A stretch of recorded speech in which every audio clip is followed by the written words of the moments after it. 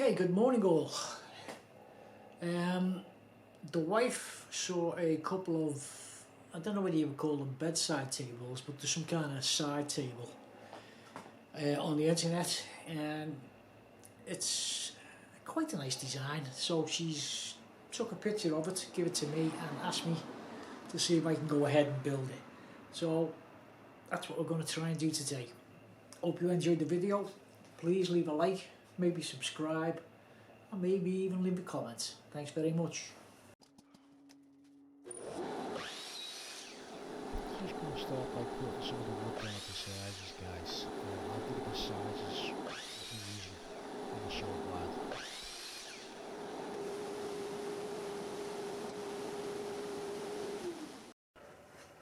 Okay, I did want to show you this.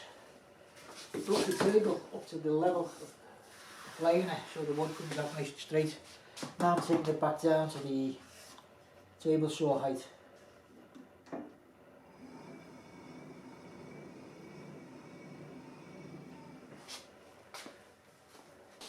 Now this is how I like to make sure I'm getting a straight edge. If the boards are bigger than the fence, I use them level, and I make sure that both edges of the board are touching the level, not rocking on it.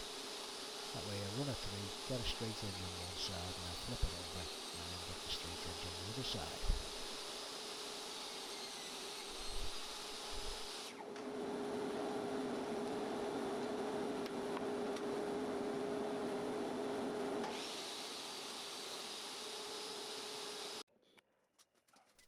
Now the only reason I'm putting blue tape on here, guys, is to stop the squeeze out from the bottom and sticking the wood to the desk. I'll also put it on the top so that when I put the weights on and clamp it down, etc., it doesn't stick to the top side, and then just peel the tape off at the end. Just makes it a lot easier.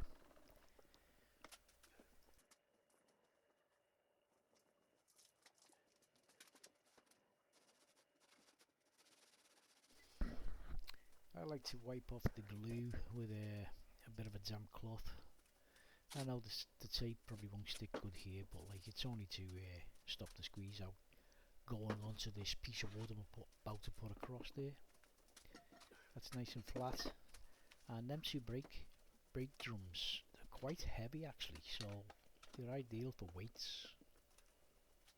So I just keep them around the garage and use them when I need to.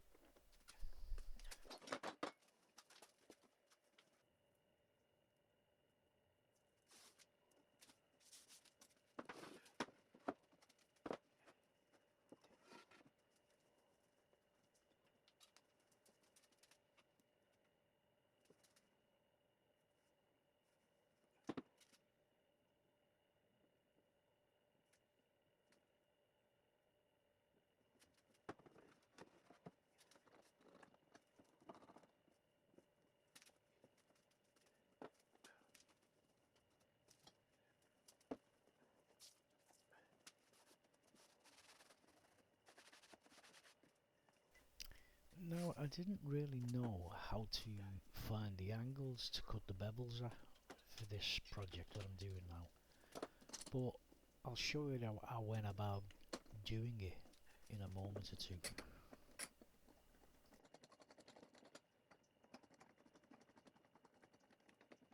Now I did try and use a bevel gauge, but when I put the pieces of wood together it wouldn't fit in there, so I couldn't really get it right.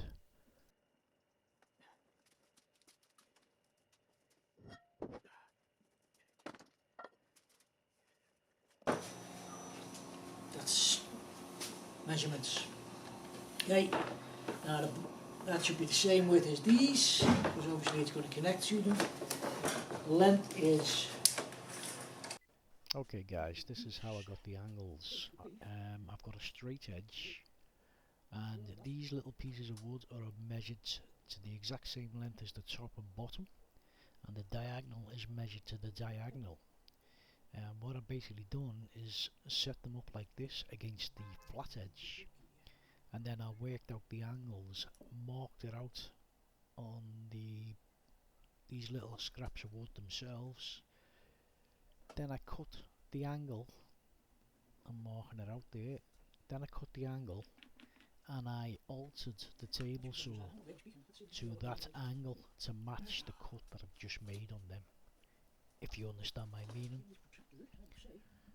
I'm trying to use a protractor there to get the angle, but it didn't really work.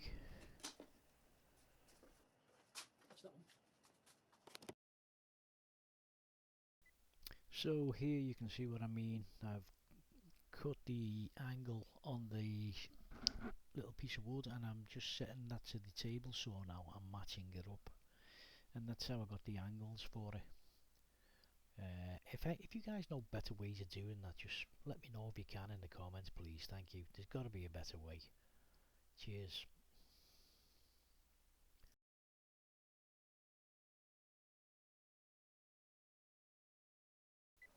Okay, what I've done here, guys, is I'm setting this up as a dry run kind of thing, and I'm still using a straight edge to get the top and bottom sitting against the straight edge with the diagonal piece going across.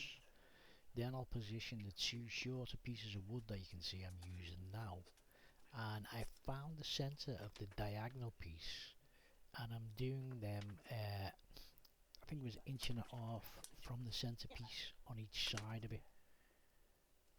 And now I'll mark up them angles and I'll cut them.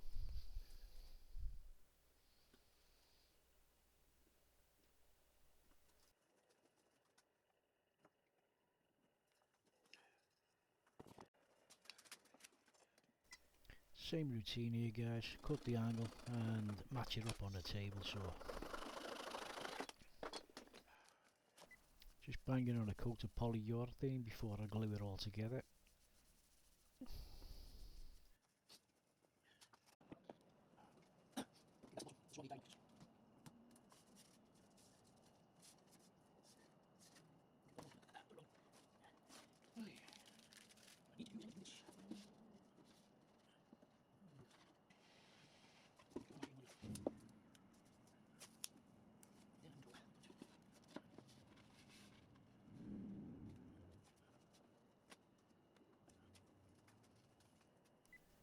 Now I'm just using the shape because I haven't really got clamps or vices that I can put these angles into to hold them together. So I'm just doing it like this. It kind of worked out for me anyway.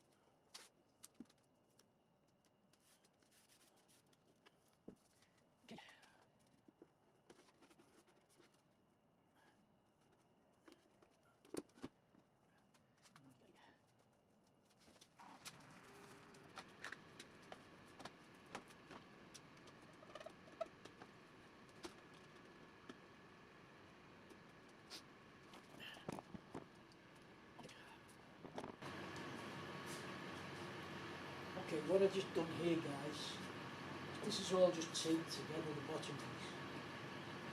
I put that in there just to hold that at that level. And what I actually did is I flipped that hole up so the tape was holding it, and I flipped it up all the way. And I run a bead of glue along there, laid that back down, and I got a bead of glue along there and laid that down, and put it back in position as it is now. Oops. And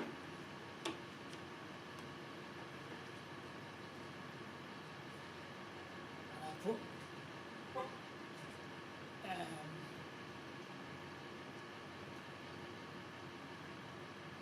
put a brad nail there and a brad nail there and a brad nail in each corner to help pull it down and keep it in place. And I put a weight on it so that the weight holds it down and glues it, and hopefully this will be a proper job.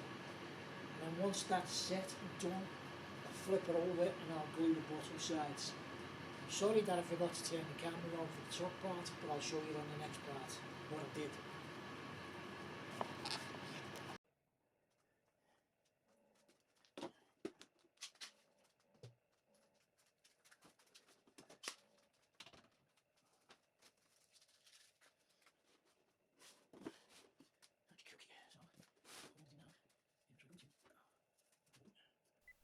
Now this is how I done the first part where I forgot to turn the camera on.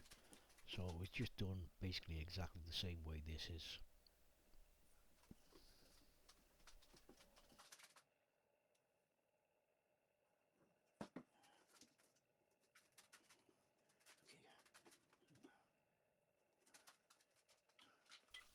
The clamps that I have in the middle there, the spring held clamps, what I'm touching now, I'll change them out in a minute for something that's a bit more, that can grip it a bit better, because I don't want that to move when I put a bit of clamping pressure on the top and the bottom, like I'm doing now.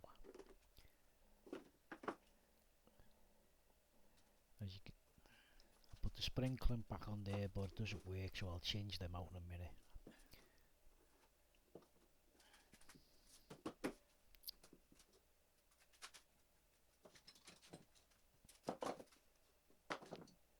There you go.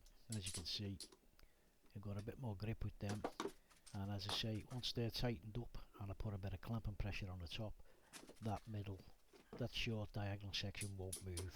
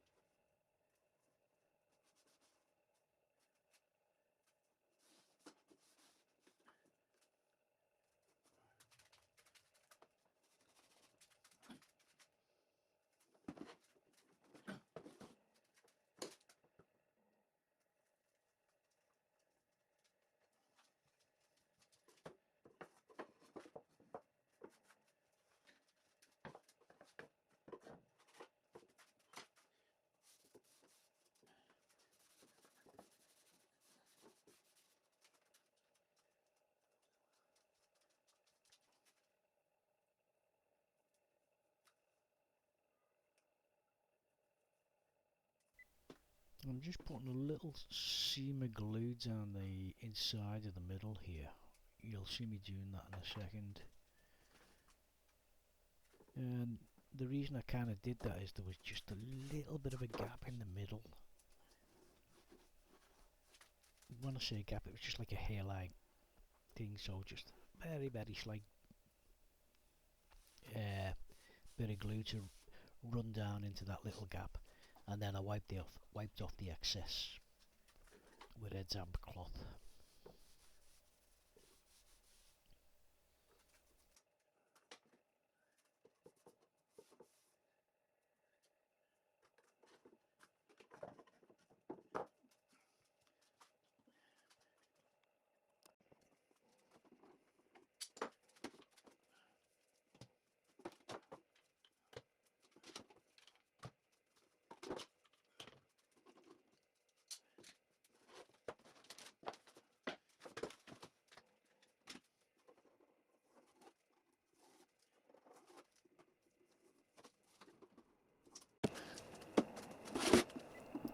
I had a couple of brad nails sticking out there, so I just snipped them and I'm sanding them all down again, and then I'm going to add some a couple of coats of teak oil I think I used on it.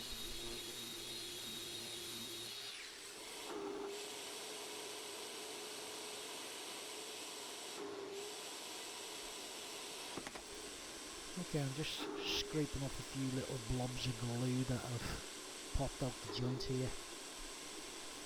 Just using the chisel to scrape them off, and then we'll sand them.